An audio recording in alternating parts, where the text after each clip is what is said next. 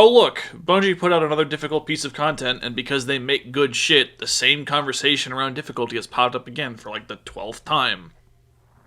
Good, because it gives me something to fucking do with my time. What's good, gamers? Battle941 here, and in today's video, we're going to be talking about the same shit I always talk about. Why it's a good thing, actually, that games are difficult and not everybody can complete all of the content. Before we get too deep, however, if y'all could click like and hit subscribe as well, that'd be really cool. I really appreciate your support. Thank you very much. So Cryo Archive is the newest piece of content from Bungie in Marathon, which is already a very hostile game to the average player in the first place. But this is like super duper fuck you challenge mode, and it's also really fucking cool. The rewards are amazing. It's got a unique weapon. It's basically like a Destiny dungeon, but just in the Marathon sandbox with the PvEvP stuff, the very difficult enemies, the losing all of your gear when you die kind of thing.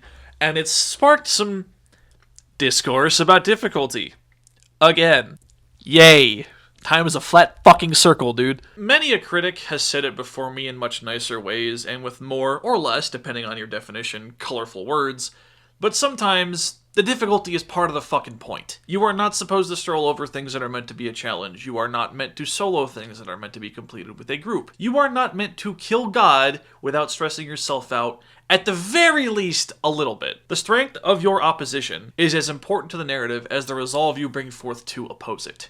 Not every player is meant to achieve victory against the challenges put forth. If that was the goal, this art form would be a movie, a passive medium, not an interactive one. I've been railing against this topic for years. I've made multiple videos about it, and I can guarantee this won't be the last one. Anytime a good game or piece of content comes out, and there's even the slightest bit of pushback, all the tourists come out of the woodwork and decry the challenge. Okay, that's dismissive. Not all tourists. Some of them are. Most of them aren't, but a lot of them are. Like, Salta Greppo is obviously not a tourist. He is very much a gamer, capital G gamer with the hard R. I'm being a little dismissive, but he said something, and it put something into perspective for me that I've been trying to find a way to talk about for a while, but I just couldn't, and this is the wonderful opportunity for me to do it. So, this is a tweet from him in a thread talking about his experience with Cryo Archive Day 1. He says, cringe to not get AI subroutines 5+ runs in a row or to run out of a certain key. I get that they want artificial longevity, but at least for the first week/clear, I would have just made it guaranteed. Anyways, I had fun. Good thing it was an official race considering the RNG.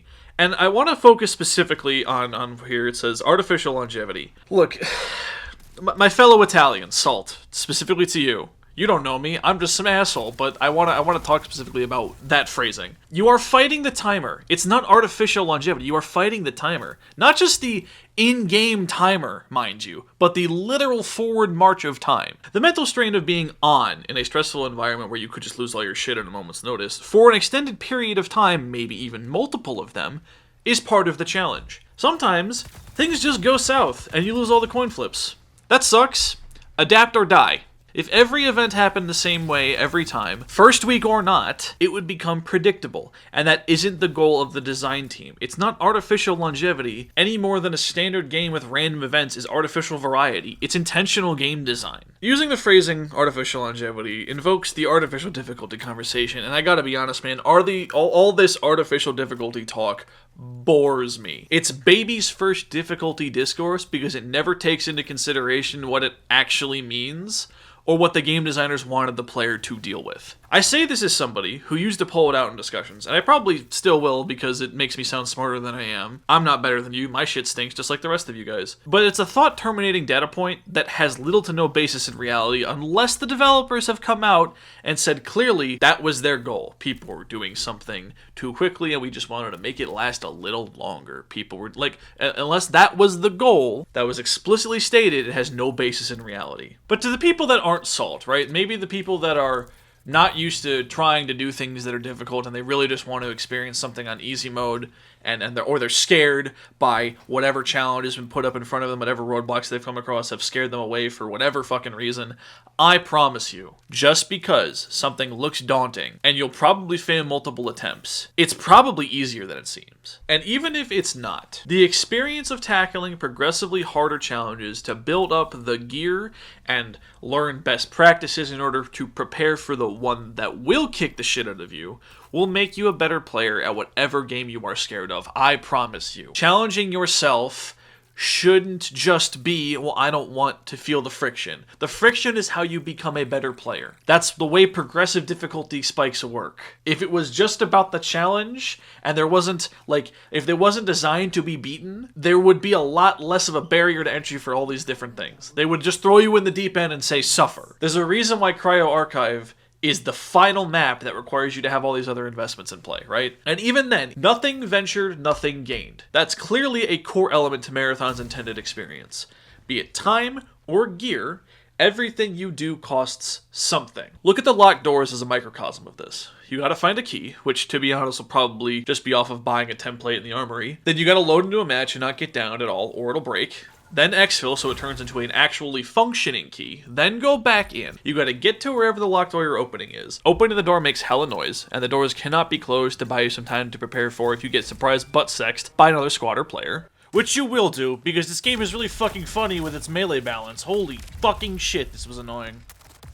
Then you gotta figure out what's worth taking, if there is anything in the first place, which takes time to loot and organize your inventory. Then you've gotta make it out of the room and to an exfil point, and then go through the entire exfil process, right? And that's just to get the gear out. 2 full runs at minimum, with very high stakes, at the very least, to get gear that you'll probably lose if you ever want to experience it in the environment where it benefits you. So much time and effort put in for gear that you won't keep because the experience of getting and using the loot is what matters, not the loot itself. But what about, like, solo players, right? Like, queuing into Cryo Archive is not something you can do solo. How come they can't experience this stuff? Look, do I expect it to eventually allow solos to go in? Yes, I do. But I think that's doing a disservice to the intended experience, so I'm going to talk as if I do not expect them to do that. Cryo Archive wasn't designed around playing solo. The solo experience is not the goal. It was created to be a constant on experience. More so than the rest of the game, which is very hard to do, because the rest of the game is a very on experience. Every fight is a full team fight because that's what the developers want the player to experience. Full tilt, 0 to 100 at a moment's notice, balls to the wall, killing people, and everything that you do is a risk. Every noise you make is likely to get you killed. You are fighting other people with gold mods while you have gold mods as well. It is the level of power that they want you to experience clashing. That's the friction that they designed the map around. Every inch gained through downing a player being that much more impactful and worth it, while also allowing for enough chaos that if things go real south, some stragglers can escape the conflict and try to reset and res their teammates after the fight's over. But that increases the stakes even further since they're now on their own and in a cramped and exponentially more hostile environment than usual because the enemy team that wiped their buddies has had time to reset and pick them for gear. I truly do not know how many more ways to say this, but the intended experience made by the people who professionally create experiences, game devs, is not one that's conducive to the kind of player incapable of gearing and preparing for the challenge either literally or socially. If I prepped my ass off for a fight, and I walked in and got met with a squad of free sponsored kits, I would actually want to die. I do not play these games to dunk on players of weaker skill and lower gear loot than me. Farming perimeter spawn points with a full purple loadout is cringe. Putting in another filter requirement is the best thing that they could have done.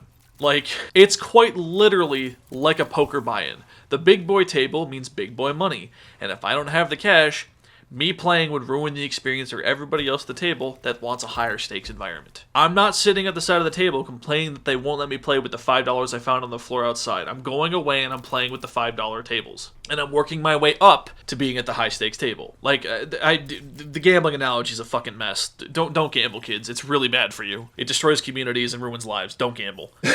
Like, do not go to casinos. They destroy the neighborhoods that they get built in. It's really bad. If you want to play poker, do so with your buddies in a low stakes personal environment. I keep rambling. Let me just hit every main point I'm trying to make real quickly here. Ready? Difficulty, good, actually. Challenge, the point, actually. Exclusivity, good, actually. The journey, as important, if not more so, than the destination, actually.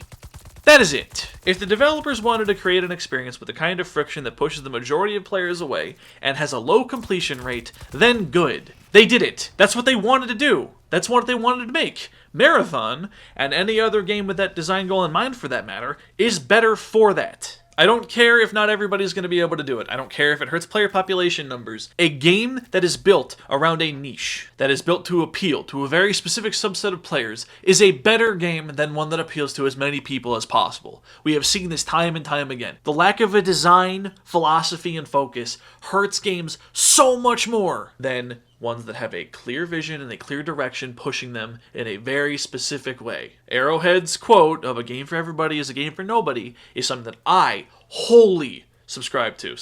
Prescribe to? I don't fucking know. I agree with it wholeheartedly. Now, if you wanted to make a game for everybody, and you successfully made a game for everybody, power to you. Realistically, a game for everybody is a game for nobody is not really the end-all be-all. It's really let creatives create the shit that they want to create. Success or not, doing a specific thing that you wanted to set out to do is the correct thing to do. And Marathon, they clearly wanted to do one specific thing, and they've done it. It's fantastic. This game is amazing. I am dying not playing it right now. I'm fucking tweaking, dude. Now, if you made it this far into the video, one, thank you very much. I do appreciate it. And B, I actually do have one major concern for Marathon's longevity that comes with the difficulty discussion. Now, the intensity at which I and many others are playing makes me think of a flame burning twice as bright but half as long. And when I say others, I don't mean streamers and content creators, but people that are more similar to me that are very enthusiastic about games, and it's their hobby. It's their personal free time, their hobby, right? I feel like right now, the degree of "holy shit, this is awesome, it's all I'm thinking about, I can't wait to go home and play more," is going to catch up to us. An expedited burnout, if you will. Destiny was many things to many people, and it had its very safe moments of downtime, while you're menuing or walking around a social space, along with peaceful moments of levity out in a live fire environment, right? Like, ending a mission, there'd be a couple of witty jokes or something very peaceful, you could just chill and just enjoy the environment and the ambiance. Marathon has, I don't want to say none of that, but a lot less of it. You are either in a match and on, or in a menu queuing into one, or about to be queuing into one, and making much more impactful decisions than, should I use the green build or the purple one? Or, that shader doesn't work with this cloak, let me find something else. Twice as bright, half as long. I can feel myself stopping to prevent burnout more than I have with other games that I've gotten this close to before, man. Even if I want to keep playing that day, I'm actively deciding to put the controller down and do something else. Even if it's not going up and like doing chores or something that's like a real world responsibility, I'm going and I'm playing something else with my free time because I don't want to burn out on Marathon. And I feel like that's a concern that we should be wary of. I don't know, man. It's not a really fully formed thought, but it is something I'm wary of, something to keep in mind, and I feel like bringing that up here. That's really it. I've said my piece, and when this discussion comes up again later, when the next thing that happens that's really good is also really difficult, I will be back to talk about this and say the exact same shit I've said multiple times before, but this time covered in whatever the flavor of the month is, or the coat of paint of whatever the game is that the discussion is about. So that's it. If you agree with me or disagree with me, I'd love to hear your thoughts and opinions on anything I talked about in those comments down below. Thank you for watching. Thank you for listening. Have a wonderful day.